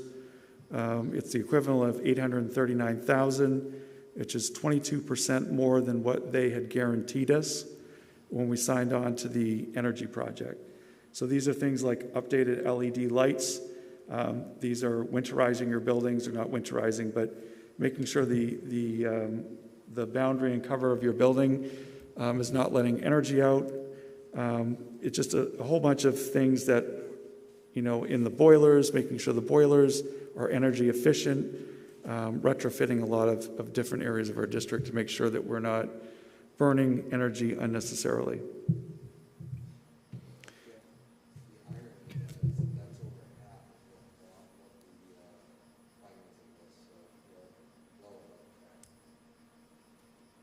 You want to say that? Scott's got an anecdote for you. When we we did the financing on this project. There were two portions of it. One was, about an 850. The other one was somewhere in the 700,000 range. So as you can see, just in a short period of time, we were already met the savings on just the value of one portion of the bond, so over half of it.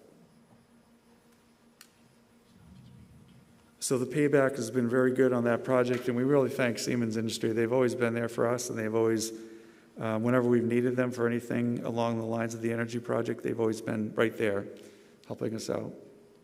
Essential standards, I introduced this, I think, at the last meeting, but just to let you know that we do have these essential standards linked to the curriculum page on our website. Teachers have been continuing to work on the essential standards, as I mentioned earlier. And here's the link that can be found on the curriculum page of our website. You can go to any grade level. We have math and literacy at the elementary grades, and we have all the other content areas at the secondary grades as well. You can go in and see where those standards are at this point in the year.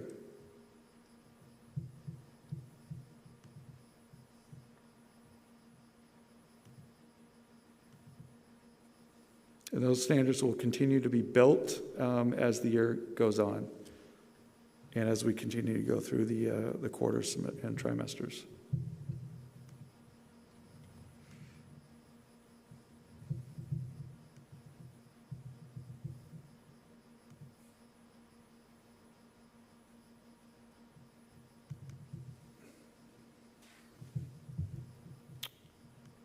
All right.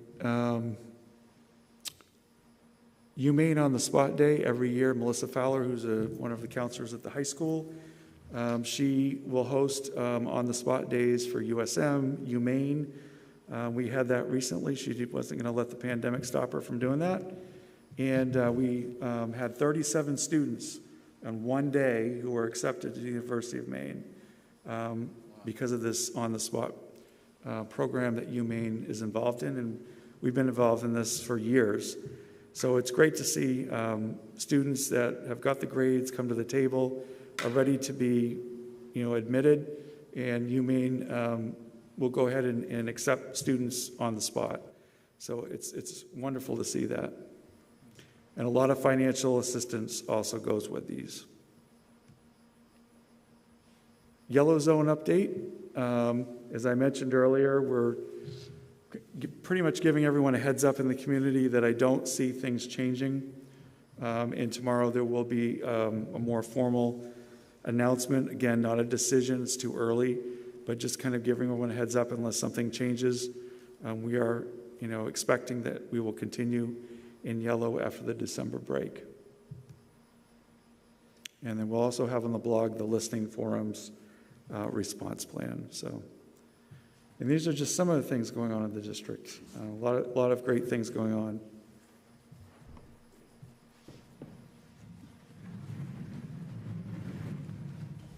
Thank you, Jeff. It's really nice to see life in our schools and seeing all the things that you're reporting on. So I appreciate the work you do for the blog. Next up, we have committee reports. And I'll start with finance. So for Kevin, please. Okay, thank you. A few things that I wanted to share. The first is that spoken to by the superintendent, the applications for both CRF 1 and 2 were completed. I think the thing that we miss out here is all the work that's done by Jeff, Scott's team to make sure that these are able to be completed, and there's a lot of people that worked weekends and nights to get them done. The commitment piece of the funds have also been done, and what that means is that contracts have been signed in accordance with the timeline that they gave us. Purchase orders have been issued, and to the extent that was necessary, salaries encumbered, and that spoke to both substitutes and remote school. As Jeff just talked about moments ago about live streaming, that was a big piece of that the technology work has begun, and there's a timeline for that.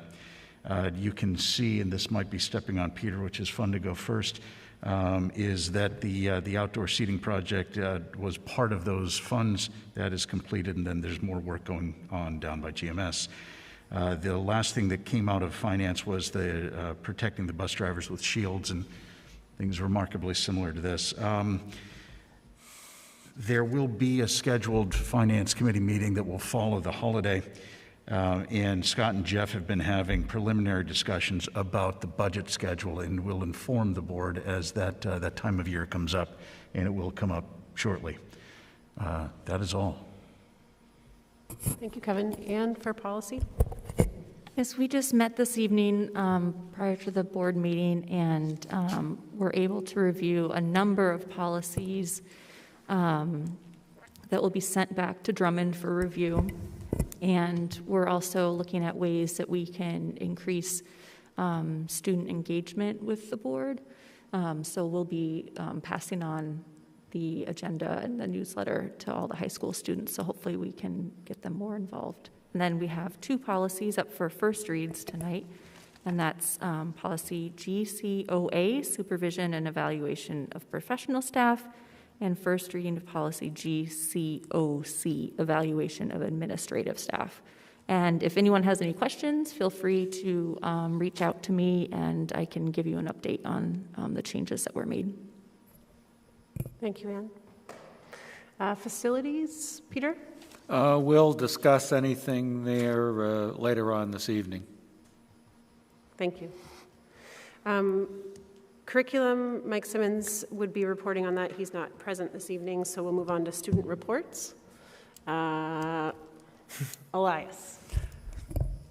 Well, yeah, I guess we are just steaming along till February. I mean, Thanksgiving break next week. And I think as far as, I guess it's been a while since we've given an official student report, so I guess I'll just touch on overall how Yellow School, I think, is working for a lot of kids. I think it's definitely been a great improvement this year just to be back in school, as I'm sure it's not a surprise to anyone, but it's just been great that we've been able to have that continuity of learning for 2 days out of the week. And I think one small point of concern is as the quarter came to a close, it was almost as if, at least I experienced this, and I think a lot of students as well, that it's almost a lot of classes came down to like a single grade or like a big assessment. So I guess that's something to look at moving forward, just to try and space out the assessments throughout. And this is obviously mostly just at a high school level, but throughout the quarter, to not have it come down to one cumulative exam. But aside from that, just one small point of consideration, I think it's been a great, like, student morale is overall very high at the moment, and especially with the sort of ominous cases rising in Maine, that hasn't detracted from the productivity of the in-school environment. And I think everybody's adopted the seriousness of distancing and masks and all that at this point in time that much more. So I think it's definitely been great to see that accepted throughout the whole student body without any protests. So things are going well. Awesome. Thank you, Elias. Tyler, could I ask Elias a question to follow up that? Sure. Or is that? Elias, have you found in the high school with your grades among your peers that there's been minimal amount of individual grades that are going into your final quarter grade?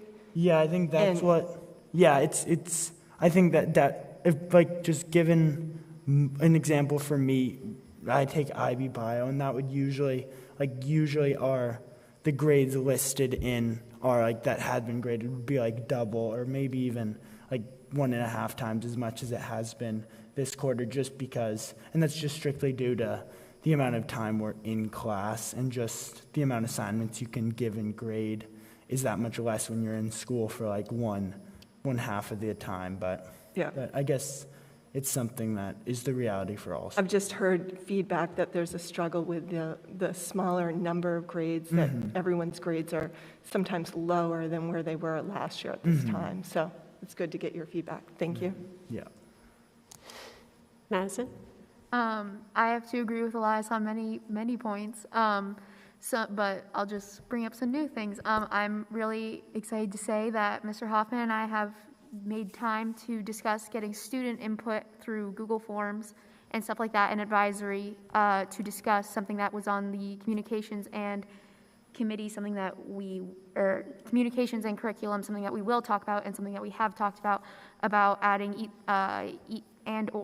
social studies and or science programs because they feel somewhat limiting to a lot of students, as well as sending out another Google form or something just to get student feedback on how they feel about COVID safety.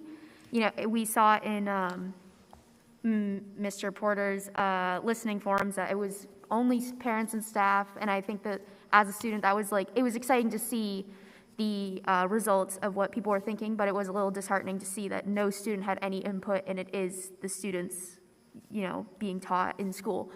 And so I'm really excited to get student input from at least the high school, and then from there we can go on to the middle school and possibly elementary school, just reactions from students to teachers. As well as I definitely have to agree with what Elias said with some things, I don't know if it's just teacher-based or if it's curriculum-based, how everything's been limiting. It definitely does feel like this quarter, it was just a couple really big grades, and that was your grade. I know that I felt that way, and so many other peers, junior peers, and I'm guessing senior peers felt exactly that way, that there was not, everything was kind of riding on 3 grades, and it was really tough to make it through the quarter for a lot of people, but I think that a lot of right now is trial and error, so it's definitely better than what I was expecting coming into my junior year. Awesome. Thank you both. It's so great. It's so valuable to have you both here. So thank you both for adding this to your schedule right now. We do have ad hoc committee reports, and in this moment, the only one that I'm thinking is outdoor learning, and I didn't know, Mike, if you wanted to add a note about an update regarding that. Sure, I can keep it quick too. So just so folks know, the Outdoor Learning Committee, we hit pause on meeting. We had been having regular meetings roughly weekly, and effectively because it's, you know, it broke down, the work of the ad hoc committee broke down into 2 phases. The first phase being the CRF funds, the immediate application of the funding that's coming in regarding dealing with the pandemic. And that was because of a lot of great work by Scott and folks. We got that out, and there's going to be some really great things being built on campus, which is great. But the next phase, which is going to be a long-term application and implementation of outdoor learning that we're hoping to start to flesh out and think through what that could be. We're going to start to kick back up sometime in December or so to start thinking that through. And we'd love to actually have more participation from folks, either board, community, staff, so on and so forth. So going to see about getting the word out a bit to see if other folks would be interested in engaging in this discussion. And just as a side note, I plan, there is a group in Maine that has put together an outdoor learning forum that's invited a whole bunch of districts or anyone in the education field to attend, to learn from each other. So I plan on attending that. I believe it's, I don't know what day it is off the top of my head. December 2nd? It's in early December. Yeah. So not stressed out about it too much yet, not knowing the date. But I do plan on learning from other districts and maybe offering a bit of what we have done so far and bringing that back to the committee as well. I believe that's it for committee reports. We move on to communications, which is a report out from Maine School Management Association Fall Conference. I've attended that, I believe, 3 times in person. It's just not the same online. I attended a few, and I have also been grateful that they recorded some so that I was able to catch up if I wasn't able to do it all in the 2 days that they had them scheduled live. I believe Mike Williams, and I know that Kevin Desmond spent lots of time with them on Friday evening as our delegate. So I didn't know if either of you wanted to share a moment of that. Oh, and Anne, did you do something? I'm sorry. And Anne as well. Well, the biggest thing that I'd like to update is I left my notes on my desk, and they were profound and extensive. But I will have to share from the Friday night meeting, which was the delegate discussion. I would like to share that in greater depth, and if I could grab time Please. at a subsequent meeting. I will say, I don't know what meetings my colleagues had attended, but there were some that were unbelievable. And hearing from the judge in New Hampshire about real issues and struggles and understanding of mental illness, things that quite frankly don't see the light of day in many people's discussions. And the way that he articulately broke that down was absolutely profound, and is something that I think all of us would benefit hearing his recorded comments. But if it's okay, I'll defer to Mike and Ann. Thank you. Not a ton more to add. The judge's it was gut-wrenching, the story, and how he told it through. It was really, really impactful. But yeah, no, there was a number of really good workshops. The same, I have notes at home, but a workshop on racial equity. We had a debate here. This is being dealt with across the state as well as across the country. So we certainly are in line with the work that's being done across the country. So kudos to my colleagues. This is not something out of the norm at all. And it was a good workshop and a number of others. But again, I have my notes at home. Apologies for that. But yeah. Thank you. Ann? I definitely agree that it's not the same virtually. And one benefit has been that I've been able to still continue viewing sessions. And I like that I didn't have to choose between, one or the other for a certain time period, because otherwise, I only went last year, but I had so many times I'm like, I don't know which one I want to go to. And I'm actually still going through some, but I focused on the equity and mental health related topics. And, it was just great to see how many equity offerings they had. Well, thank you all for putting in that extra time. I always think that conference is really valuable to all board members. So our last item for action is to vote to enter an executive session. Do I have a motion? Would you have to read the whole thing? We vote to enter an executive session to discuss property acquisition. Second. All in favor? Great, thank you.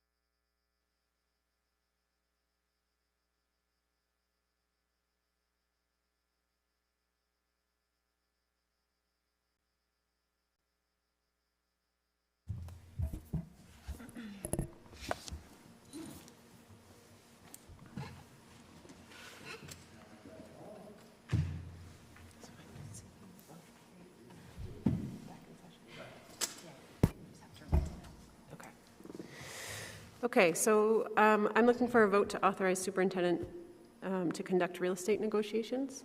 I'm sorry, it's a motion. I would like to move that we vote to authorize the superintendent to conduct real estate negotiations with any contract to be conditioned upon approval by the board of directors. Second. Any discussion? All in favor? Thank you. And then lastly, a motion to adjourn. So moved. Second. All in favor? Thank you.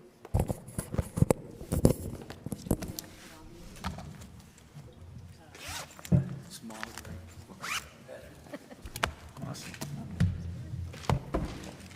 Oh, that was nice. My son was at. My son was at. He's like.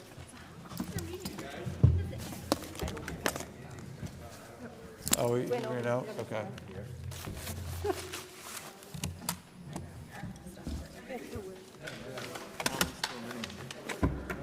Thank you. Have a great night. That was good. That was really good. I'm excited. Once you do that, let's get Oh, thank you. Oh, the camera's still running. Oh, we have to wait a The sec. only picture I had of him was playing. Lan, good night.